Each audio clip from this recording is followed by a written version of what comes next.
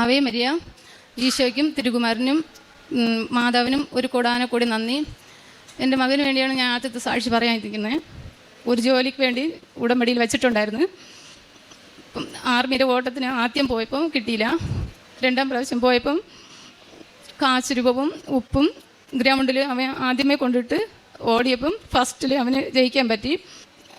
എന്നിട്ട് മെഡിക്കലിന് പോയപ്പം മെഡിക്കൽ അടിച്ച് കൊടുത്തായിരുന്നു. അപ്പോൾ എല്ലാവരും പറയുമായിരുന്നു ഒട്ടും പ്രതീക്ഷിക്കേണ്ട, അവന് ജോലി ലഭിക്കൂല എന്ന് പറഞ്ഞ്.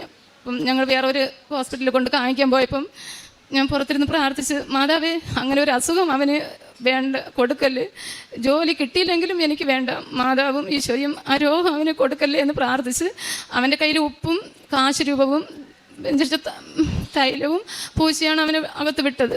തിരിച്ചു വന്നപ്പോൾ മെയിൻ ഡോക്ടർ എന്നെ വിളിച്ചിട്ട് പറഞ്ഞ് അങ്ങനെ ഒരു അസുഖം അവന് കാണുന്നില്ല, അവരെന്താണ് ഇങ്ങനെ പറഞ്ഞതെന്ന് ഞങ്ങൾക്കറിയില്ല എന്ന് പറഞ്ഞ് അമ്മയ്ക്കും തിരുകുമാരനും കോടാനക്കോടി നന്ദി. രോഗമൊന്നുമില്ലെന്നറിഞ്ഞ് അവന് അതിലത് കിട്ടി. എന്നിട്ട് റിസൾട്ട് വന്നപ്പം അവന് ഒരു കുഴപ്പമില്ല, ജോലി അവനിപ്പം കിട്ടി. മാതാവിനും തിരുകുമാരനും കോടാനക്കോടി നന്ദി. ഈ മാസം 22-ാം തീയതി അവൻ പോകുന്നു.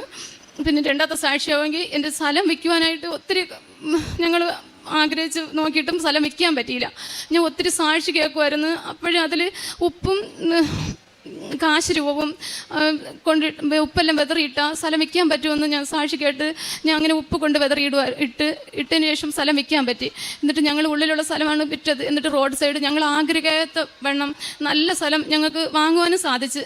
അപ്പോൾ ഞങ്ങളെല്ലാം പറഞ്ഞു വെച്ചിരുന്നപ്പം 6 മാസം ആയപ്പോൾ ഞങ്ങൾക്ക് വാങ്ങാൻ പറ്റുന്നില്ല.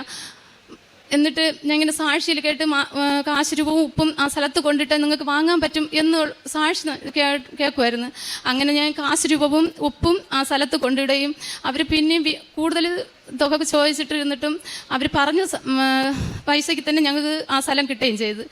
പിന്നെ 22 വർഷം കൊണ്ട് കിണറ്റിൽ വെള്ളം കിട്ടാതിരുന്നു. വേനൽ സമയമാകുമ്പോൾ 2 മാസം ഞങ്ങൾക്ക് വെള്ളം ചുമന്നാണ് ഒരു 1/2 കിലോമീറ്ററിന് വെള്ളം കൊണ്ടുപോകേണ്ടതായിരുന്നു. അപ്പോൾ ഇങ്ങനെ സാക്ഷിയിൽ ഞാൻ ഒരു ചേച്ചി ഇങ്ങനെ പറയുന്നത് കേട്ട് ഉപ്പും എണ്ണയും ഒഴിച്ചപ്പം ഞങ്ങൾക്ക് വെള്ളം കുറയാതെ കിട്ടിയെന്ന്. എന്നാൽ എനിക്ക് ഈ വർഷം ഞങ്ങൾ ആവശ്യത്തിനുള്ള വെള്ളം ആ കിണറ്റിൽ നിന്ന് എനിക്ക് കോരിയെടുക്കുവാൻ അമ്മ മാതാവും തിരുകുമാരനും അനുഗ്രഹിച്ച്. അങ്ങനെ പത്രം വാങ്ങിച്ച് ഞാൻ എല്ലാവർക്കും കൊടുക്കുമായിരുന്നു. പള്ളിയിലും കൊടുക്കും, കടകളിൽ കൊണ്ട് കൊടുക്കുമായിരുന്നു, വീട്ടിലും കൊണ്ട് കൊടുക്കുമായിരുന്നു.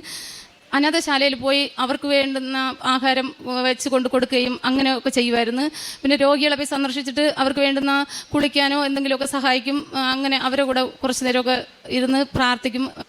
തൈലം അവർക്ക് ദേഹത്തൊക്കെ ഇട്ട് കൊടുത്ത് കുരിശുവരഞ്ഞ് പ്രാർത്ഥിക്കും. മത്തായി 11:28-30 തിരുവചനങ്ങൾ.